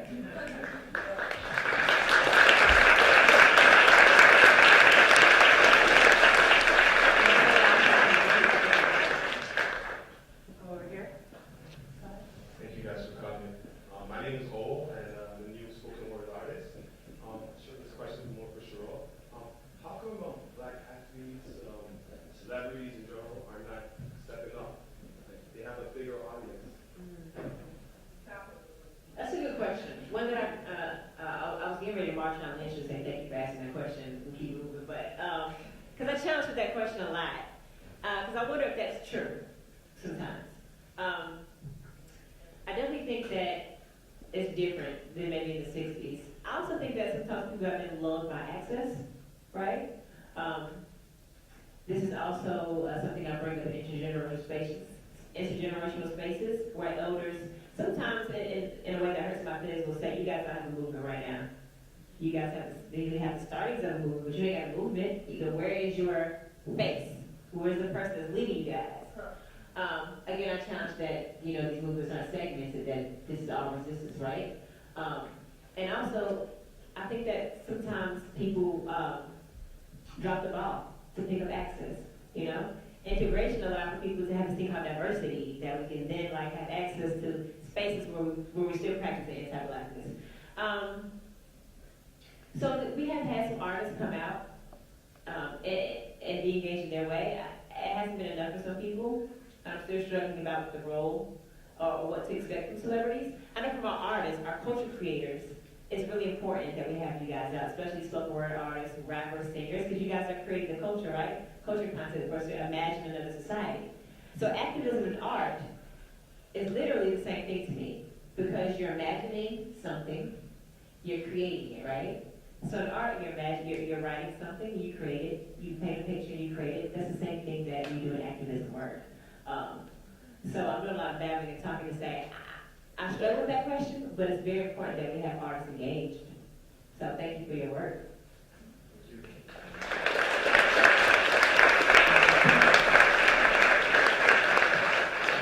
My question is, for all the panelists can address it. Patrice, sister, I love when you said, I'm going to take that on, common people, sister and brother. Only the people I like. But I love when you said, we need to move away from that model of the singular, cis, male figure. And I feel like we have such a problem with that in Montreal, that is so huge here. And particularly when we have cis males in our movements who are really problematic, right? And let's just tell it. We all know when there have been questions around sexual assault of prominent men in our movements, when there have been questions of violence, but even just not even on that level, but just taking up a lot of space or taking the issues that they feel are most prominent. Like we have, we're talking about, even in the way people interact with the police here, I see it so much in our organizing. It's really from a very, aggressive, confrontational, privileged, cis male, often white perspective, and, that's the kind of thing that we need to talk about, is that kind of aggression with the police. So anyway, I just want to ask, in your movements, how are you dealing with this? If a brother wants to address, how are you stepping back? Talk about what's happening, and if you want to talk about how that's happening in Montréal-Nord, because it really is a huge problem here, and people are talking about it, but it's not the center of our conversation, and I think it really needs to be, because I see so many of our sisters walking around with the weight of skyscrapers on our back, women of color in particular, and our brothers just don't have that same burden. So if you could address that.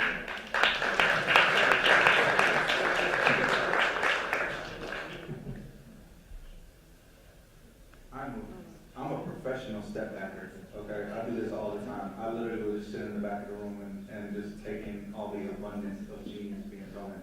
Like literally, I think we could have ended it after the first two sisters spoke, because it was phenomenal. But I think it's important. I think you bring up a big point for the movement today. It's one of those unaddressed elephants in the room usually. It makes people uncomfortable, especially when you're a male of color, because you kind of feel like, well, I'm struggling too, but at the same time you need to understand that, there's a larger story than you, right? And so I'm going to end it, but before I want to end my response, if you notice the trip to Palestine, there were 11 female delegates, or 11 women delegates, and 4 male. So that was very deliberate. For me, in assessing the landscape of leadership in the movement of the U.S., it'd be from one woman to the next. I was like, wow, that's an amazing leader woman, amazing leader woman, amazing leader woman. And so naturally, they would be the choice to go on the trip. So I do my best to step back when I can, and so I'm going to step back and I'll shut up. And he's practicing good allyship because I asked him to go first. That was a lot you addressed, thank you. And we could literally do a whole other conversation panel on this topic, right? I tell people who often struggle with confrontation that confrontation does not mean that space is not safe, right? Sometimes people say, well, this doesn't feel safe to me. And that's not true. Safe does not mean you're comfortable. In fact, oftentimes if you're in an alley, you're going to be uncomfortable. And that's okay. You probably should be uncomfortable. I'm uncomfortable all the time. Exactly. So, for black folks, for black women, for black queer folks, there's often spaces where our uncomfortableness is the default, and I want people to remember that. Being a black person, or indigenous person, or a Palestinian person, in certain spaces means that your discomfort is the default, right? So people are walking around expecting you to preface their feelings. The mayor of Ferguson literally said, guys, at a meeting, could you not say white privilege and hurt people's feelings? I am quoting him directly, unfortunately. But we have to remember accountability is a gift. It's an act of love. Me saying, this is how you harm me, I need you to step back. As an ally, and I have trouble with that word, I like the word accomplice. It means there's some stuff you need to lose and we're going on together. In opening up yourselves to tell someone, this is how you hurt me, and this is how you can address it, is both loving, because it means that I believe that you can be a better self. You can be a higher self. I'm also trusting you enough to be vulnerable again to open up my wounds. So I need people to remember that in these spaces, right? And again, like I mentioned earlier, as good as we are at addressing or naming who's stepping on our necks, we have to also remember who's next we're stepping on, right? Because it's even in spaces where I need to step back as a cisgender woman, as a cisgender light-skinned woman, and having light-skin privilege. And also, we've been practicing this sometimes in community, we need to call people, especially when we talk about sexual harassment and abuse, which does happen, which is an issue that needs to go addressed.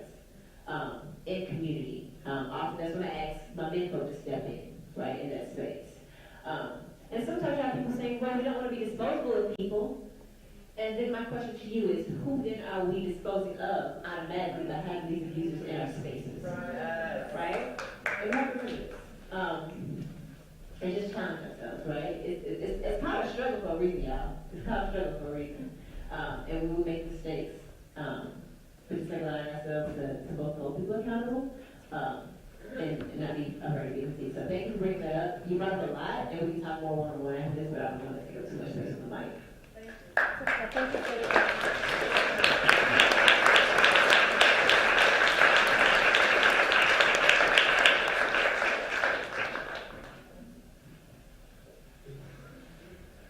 Do we have any more questions on either side of the? Okay. Do you want to shout? Okay. So she talked about, sort of white cisgender male, talking about how you should approach the movement, but then also talking about, you mentioned Reverend Soto, and that people like Don Lemon from CNN, who are racialized spokespersons of various movements. How do you deal with that?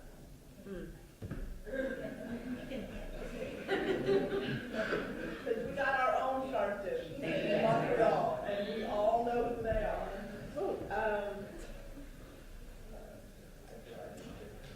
There's a reality that some of these folks, they are building a legacy. They're about building their legacy right now, and they don't want to be pushed back on, or they're not approachable. And there's some who are. I try to always remember, and again, that we must put our arms around all our people, even those problematic ones, because they're getting kicked off, right?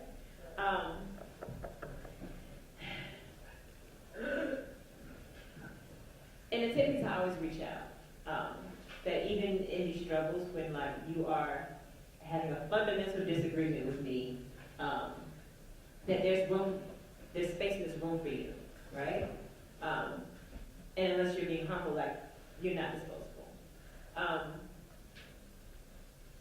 Unfortunately, I think a lot of times what's called generational, quote unquote, differences, sometimes you guys might hear that in the media, oh, this generation versus that generation, they don't agree, they don't get along. It's oftentimes just ideologies in politics, right? And the respectability of politics, right? So how do we continue to engage in a conversation that says, you know what, it doesn't matter if I don't wear a Brooks Brothers suit, or have a 4.0 GPA, or went to such and such university, or to code switch, right?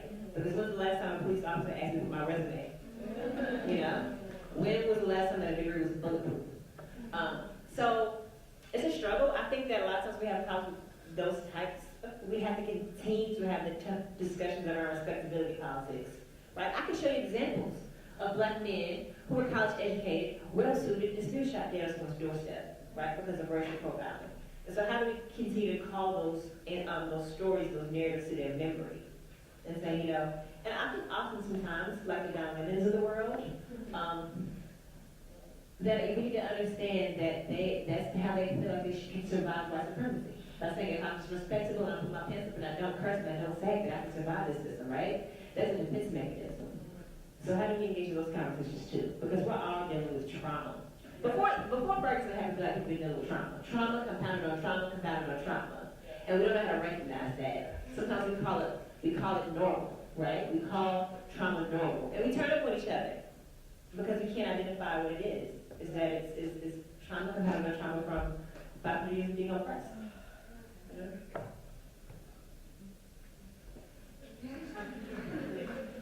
Thank you, sister.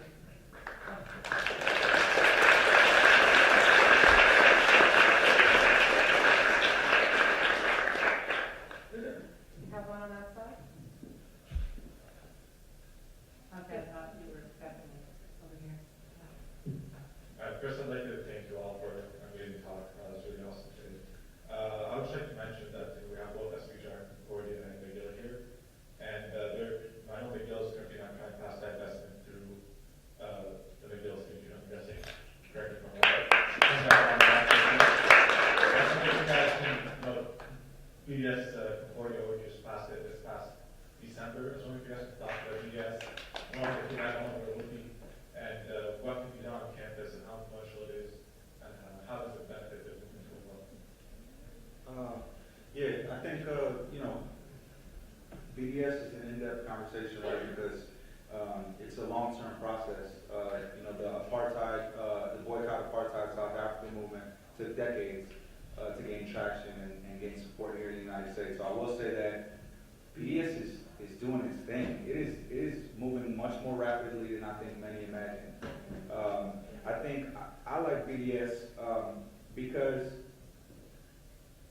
I mean, you know, we talked about the resistance and nonviolent and violent, but, you know, if you break it down to the basics and you tell someone, would you like your dollar to be used in association with X, Y, Z? You know, I think that's an easy conversation to have with someone.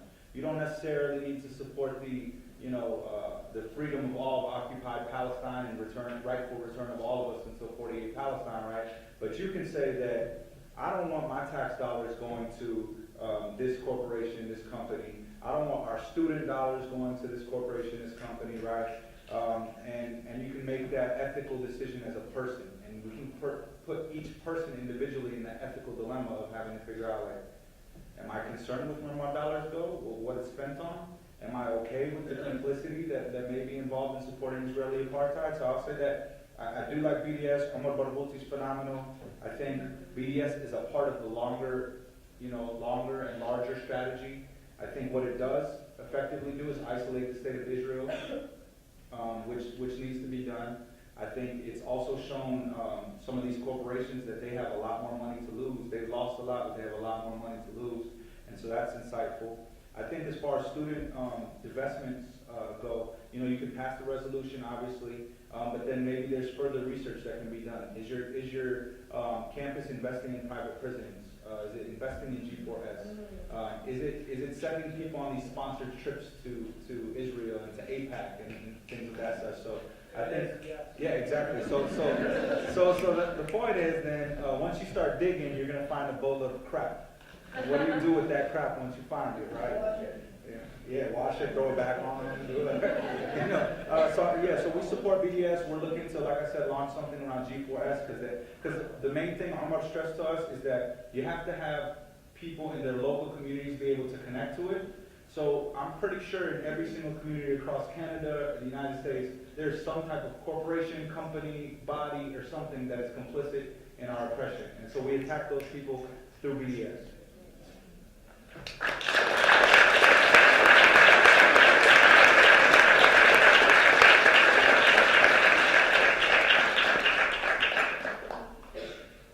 Questions for Cherrell?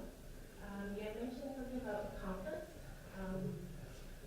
Could you further define what that looks like, what it means, and if that is better or the same as an ally? Sure. I'm still very much defining what I mean by that, to be transparent and honest. It's just something that I was in conversation with someone about, you know, just because I've been having issues for years now, as many of us have, with the word ally and what that means, and some people using that label abusively. And accomplice, when we say that, that's the connotation that you also have something to lose, and that if I'm going down, you're going down with me.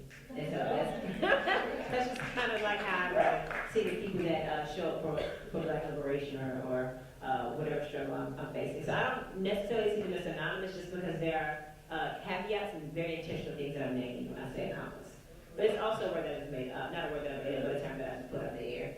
So thank you for that question, sister.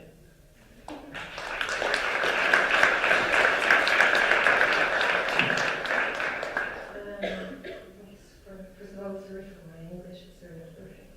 I want to remember everybody that next Sunday is 15th of March, so it's the annual March Against Police Brutality. I know we're here speaking about it, but it's really important to act about it and to show to the police that we don't really like them. And then I want to ask you about, well, we spoke a lot about the problem, but not about the strategy. And I want to ask you what you think about the use of violence, and especially on the Palestinian issue. And I'm living in Beirut, and right next to Bush and Palestinian refugee camp. And in that place, we're waiting for 66 years, doing nothing, and the only thing we can think about is to get armed and to go fight. And I think it's a right. And movements like BDS, which I'm part of, I'm really active in BDS Montreal, but it's kind of delegitimized the violence, like, you know, the use of violence. I'm not sure if I'm clear. No, you're right. Yeah, okay. Okay. So I will never condemn violent resistance. You know, just putting it out there. I think you know, Dream Defenders and many people in the movement today have chosen what's called strategic nonviolence. And so I think every single Palestinian has in the back of their head thought, like, I have no solution but to grab some arms and go out there and do something, right? But when you think about strategically, you know, some of the methods that have been used, they haven't gotten us to our liberation. And at the same time, you know, we're proud. You know, when people resist the occupation, when they rightfully resist, you know, the violent occupation that is brought to their doorsteps every single day, I feel proud. I feel proud that they have that resiliency. At the same time, we're searching for liberation of all of our people. And so, for me, I welcome the strategic nonviolence. And at this current state, with Israel having such a large military, with settlers armed to the teeth, with protection in every corner by jeeps of Israeli soldiers and police forces, it's just a very difficult struggle to violently resist right now. And I think, you know, what's most heartbreaking is we've lost so many lives already. And I try to, you know, when people talk about, you know, for instance, Zionists love to get hung up on the suicide bomber issue, you know, right?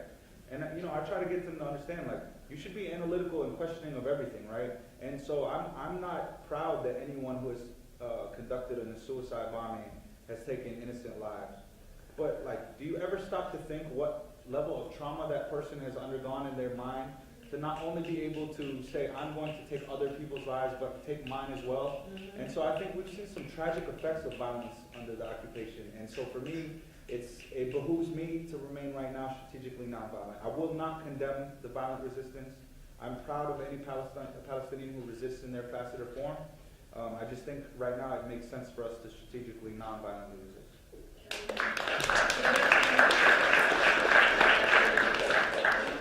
But do you think that the right to return can ever be applied for some use of violence? You know, because if we end up this conflict in a pacific way with international pressure and everything, Palestinians outside, the 5 million Palestinians outside of Palestine, the only thing they'll get is indemnization, money, and that's not what they want.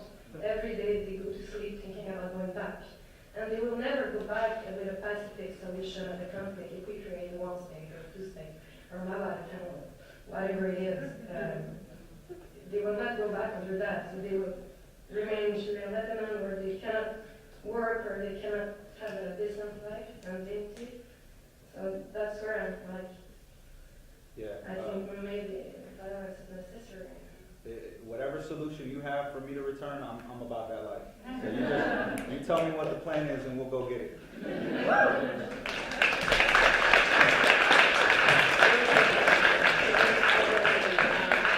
can't answer the question, of course, and telling other people how they should do this. But this question does come up a lot in Black liberation work, violence versus nonviolence. And to me, even that framing is false, right? Because the way oppressed people navigate their oppression and respond to violence and oppression, to me, is self-defense and resistance.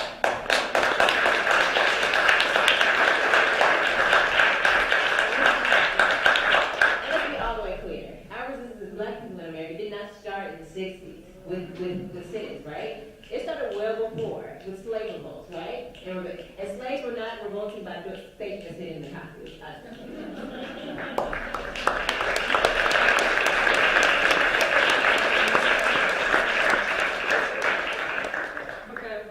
One last question if there's one floating around. One last few. Or perhaps. Can I make an announcement? Sure, yeah. If people, go ahead. No.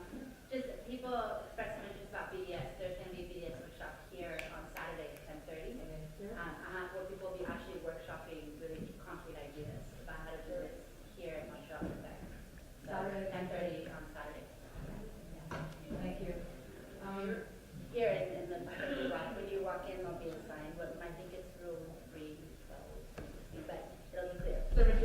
outside on the table? No. Okay. I'm 10:30 on Saturday. the Facebook page of this. Okay, amazing, thank you. I want to thank all the speakers once again.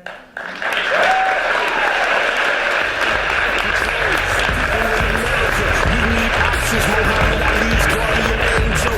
Fire burning over my halo, but I keep boxing. Rap about dumb shit, niggas might feel me. Rap about real shit, maybe they'll kill me. Aliens survived, the planet was full of black, so it's not coincidental my people under attack. Yeah. I'm not just another number.